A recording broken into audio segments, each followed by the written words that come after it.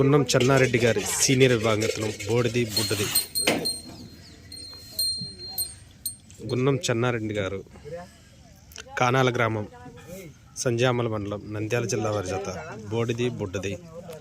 కొప్రావూరు గ్రామంలో జరుగుతున్నటువంటి జాతీయ స్థాయి ఒంగోలు జాతి వృషభరాజుల బండలాగడ బల ప్రదర్శన గత 5 రోజుల నుంచి అయితే నిర్వహిస్తున్నారు.